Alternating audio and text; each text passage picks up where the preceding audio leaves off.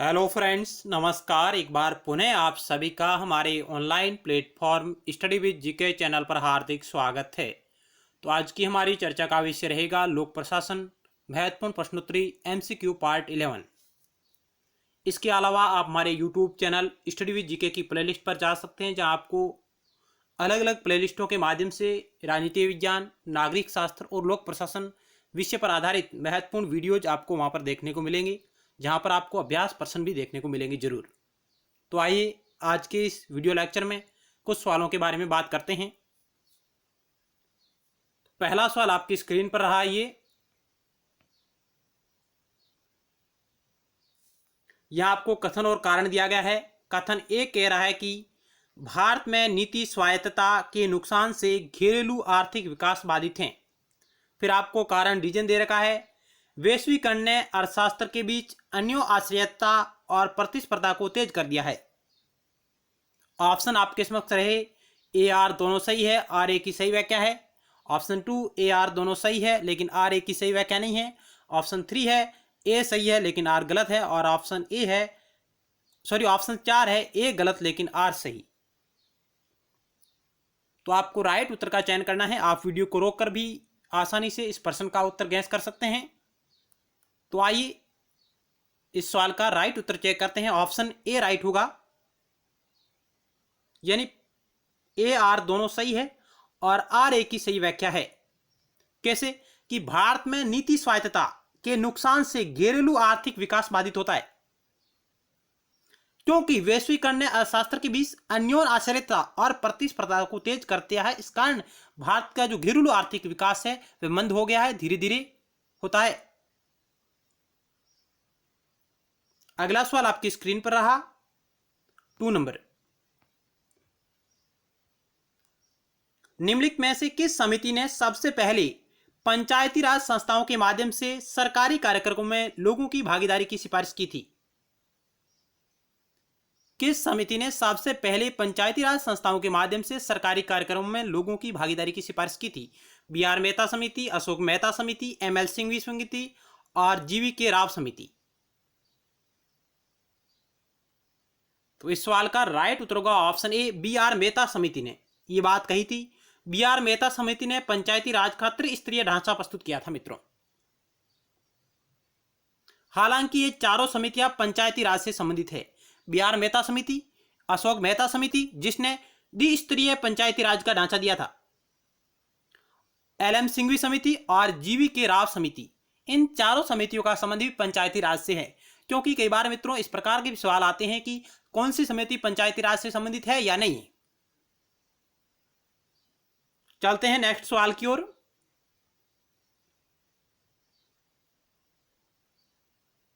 निम्नलिखित में से कौन सा विषय भारतीय संविधान की 11वीं अनुसूची में शामिल नहीं है?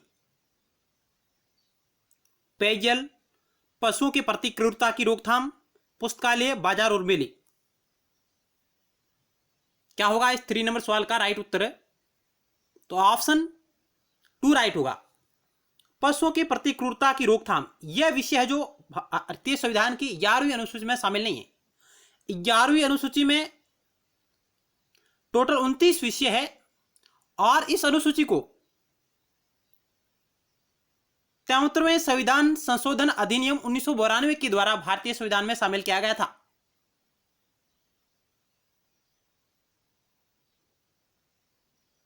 जिसमें टोटल 29 विषय है, जिसमें पशुओं के प्रति क्रूरता की रोकथाम ये उसमें शामिल नहीं है, जबकि पेयजल है, पुस्तकालय है, बाजार और मेले।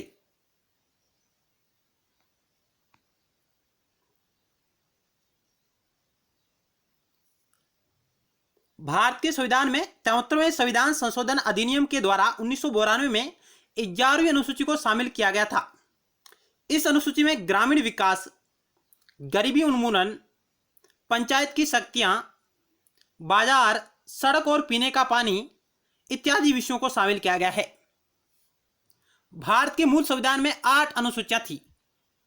9वीं अनुसूची प्रथम संविधान संशोधन अधिनियम 1951 के माध्यम से जोड़ी गई थी और उसके बाद 10वीं अनुसूची जो दल बदल विरोधी कानून से संबंधित है, 10वीं अनुसूची जो 52वें संविधान संशोधन 1985 में शामिल की गई थी। इसके अलावा 12वीं अनुसूची जो 74वें संवैधानिक संशोधन 1992 के द्वारा जोड़ी गई थी, जो नगरीय प्रशासन से संबंधित है, नगरपालिका से संबंधित है।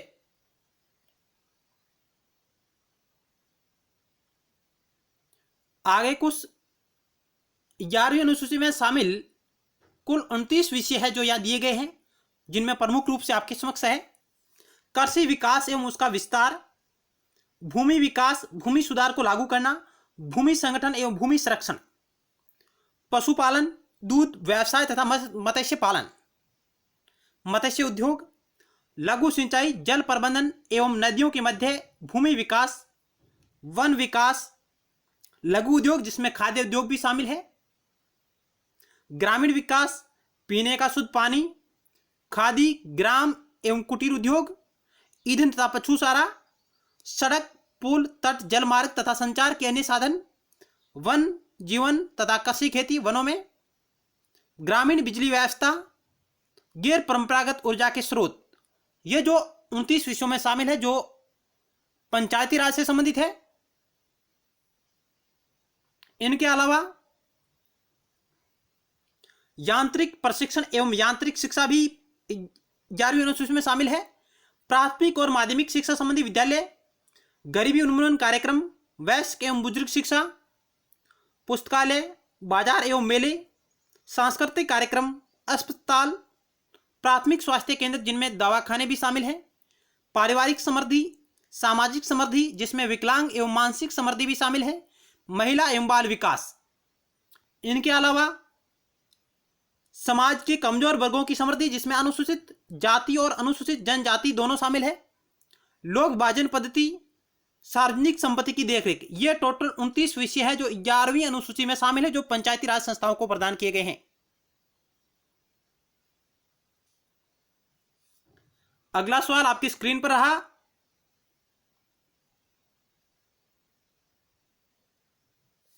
निम्नलिखित में से कौन सा कथन संगठन के विभागीय स्वरूप की विशिष्ट विशेषता की व्याख्या नहीं करता है? यानी इनमें से कौन सा कथन है जो संगठन के विभागीय स्वरूप की विशिष्ट विशेषता की व्याख्या नहीं करता है? ऑप्शन ए, यह पूरी तरह से सरकार के स्वामित्व में है, यह सरकार की गतिविधियों को विनियमित करने के लिए बनाया गया है, यह सख्त लेखा और लेखा परीक्षण नियंत्रण के अधीन है, यह व्यवसाय करने वाले सार्वजनिक उपक्रम हमेशा खुद को एक अलग वाणिज्यिक इकाई के रूप में देखते हैं और इन्हें देखा जाना चाहिए। यानी संगठन के विभागीय स्वरूप की विशिष्ट विशेषता की व्याख्या नहीं करता है। कौन सा कथन, ये आपको चयन करना है।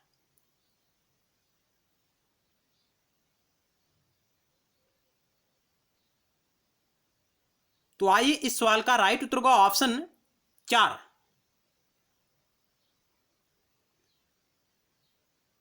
व्यवसाय करने वाले सार्वजनिक उपक्रम हमेशा खुद को एक अलग वाणिज्यिक इकाई के रूप में देखते हैं, नहीं वे एक साथ शामिल रूप से देखते हैं, उन्हें देखा जाना चाहिए, नहीं ऐसा नहीं देखा जाना चाहिए उन्हें। तो ऑप्शन 4 है जो विभागीय स्वरूप की विशिष्ट विशेषता की व्याख्या नहीं करता है। ऑप्शन 4 राइट होगा। अगला सवाल,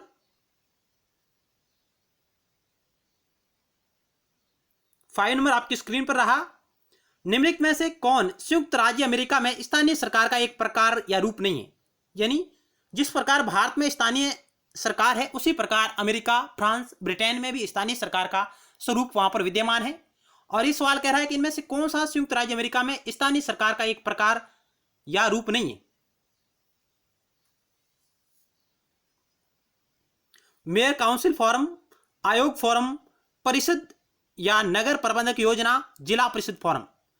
आप इंग्लिश में भी देख सकते हैं, the mayor council forum, the commission forum, the council या city manager plan, the district council forum.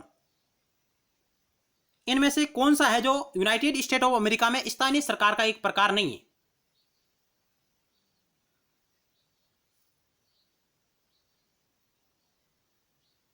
तो राइट उत्तर का ऑप्शन डी, जिला परिषद फोरम है जो ये वहां पर स्थानीय सरकार का एक प्रकार नहीं है। जबकि मेयर काउंसिल फोरम, आयोग फोरम, परिषद या नगर प्रबंधक योजना, ये तीनों वहां पर स्थानीय सरकार के प्रकार है। The mayor council forum, the commission forum, the council या सिटी मैनेजर प्लान, ये तीनों वहां पर विद्यमान है। अगला सवाल आपकी स्क्रीन पर रहा।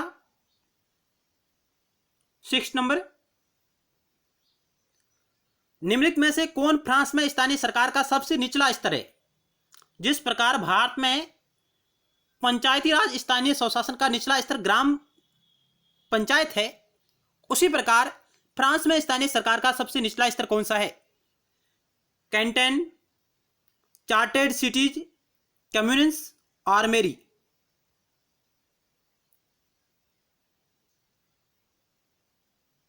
कैंटन, चार्टेड सिटीज, कम्युन्स, द मेरी। कौन फ्रांस में स्थानीय सरकार का सबसे निचला स्तर है? ऑप्शन 3 राइट होगा, कम्युन्स।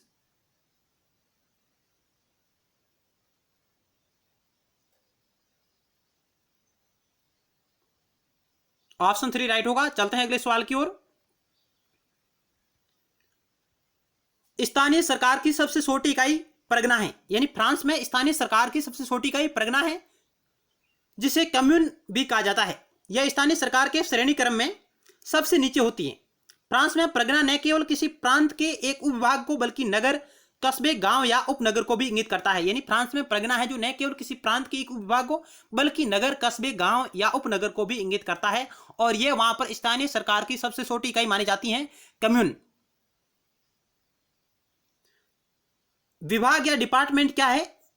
स्थानीय सरकार की सबसे बड़ी इकाई विभाग है, यानी फ्रांस में स्थानीय सरकार की सबसे बड़ी इकाई विभाग है, और स्थानीय सरकार के श्रेणी क्रम में इसका स्थान सबसे ऊपर है, जबकि परगना कम्यून का सबसे नीचे है, और डिपार्टमेंट यानी विभाग का स्थानीय सरकार के श्रेणी क्रम में इसका स्थान सबसे सर्वोच्च है।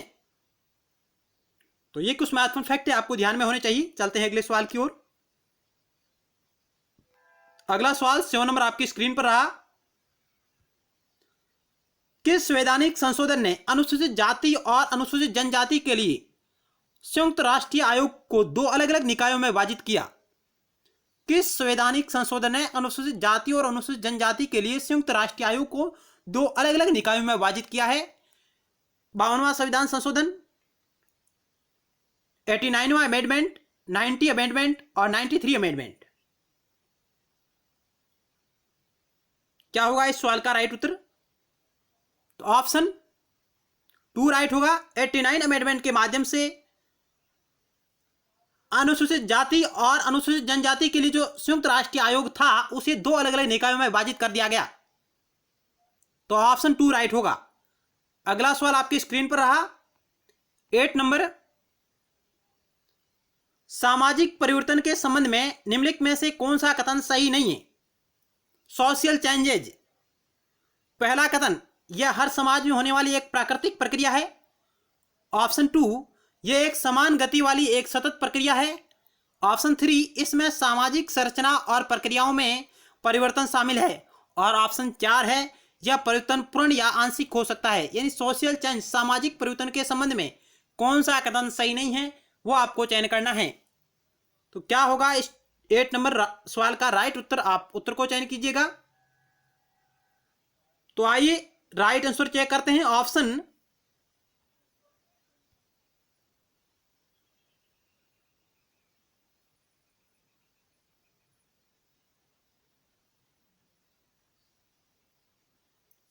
2 राइट होगा। यह एक समान चलने, एक समान गति वाली एक सतत प्रक्रिया है। यह बात बिल्कुल गलत है। सामाजिक परिवर्तन है जो अलग अलग गति वाली प्रक्रिया होती है। ऑप्शन 2 राइट होगा।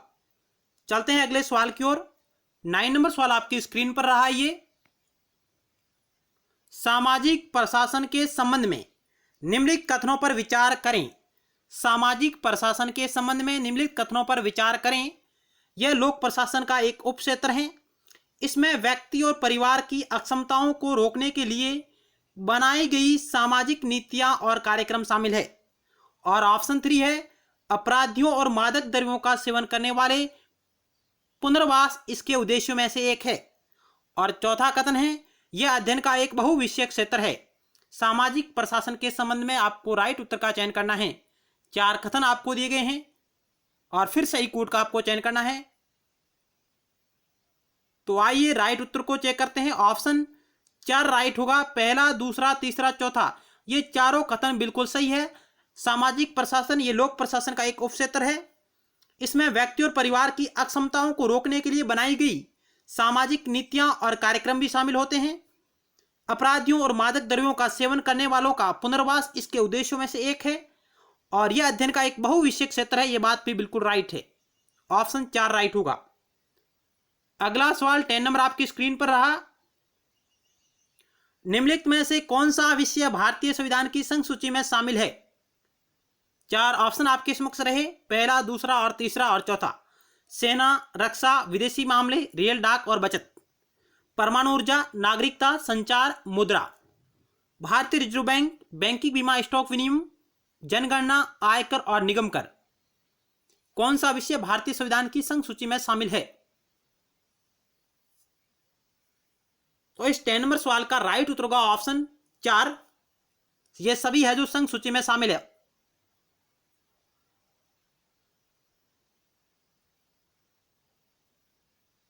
आज की प्रश्नोत्तरी यहीं समाप्त होती है। मिलते हैं नेक्स्ट टाइम और महत्वपूर्ण सवालों के साथ। तब तक के लिए धन्यवाद।